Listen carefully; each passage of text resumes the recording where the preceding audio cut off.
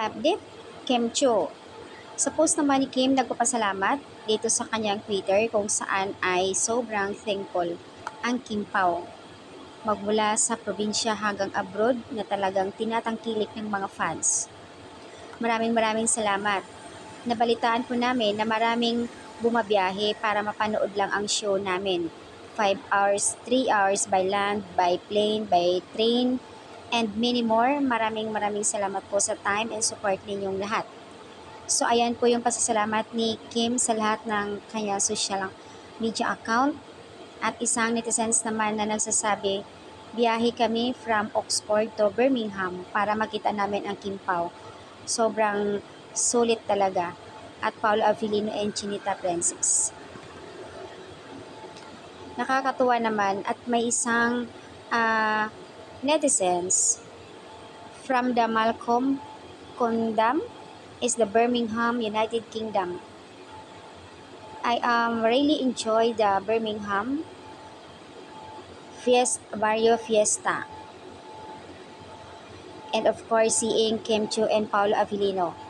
They have so much charisma, talented, and energy, but also you can clearly see the chemistry between them. And they are both humble, super accommodating, and you can see they're genuinely grateful for the love and they receive from hashtag Kim Pao fans. And also got to watch hashtag Kim Cho. Grabe.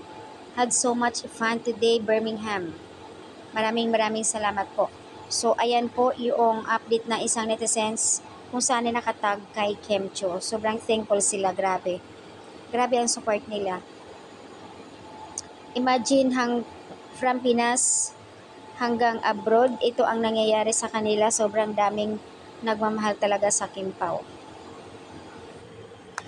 The power of couples, Kim Pao. Mapa Pinas hanggang abroad, sobrang daming nagmamahal sa inyo. Grabe. Etong 2 months ago, magmula doon sa SM Masinag, Dubai, Market, Sorsogon, Agusan del Sur, Surigao del Sur, and then last is Birmingham. Imagine, 7 ang napuntahan nila from Pinas to abroad.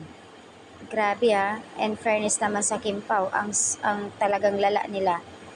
Kaya sobrang dami nagmamahal sa kanila at talagang marunong sila kung paano nila in-approach, kung paano nila mapasaya ang mga audience, ang mga nanonood.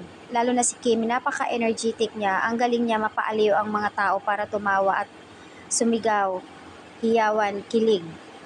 Ganito sila kalala, sobrang lakas ng chemistry nila. Nakaka-proud. And the crowd, Kim Pao and United Kingdom, sobrang dami nagmamahal sa inyo.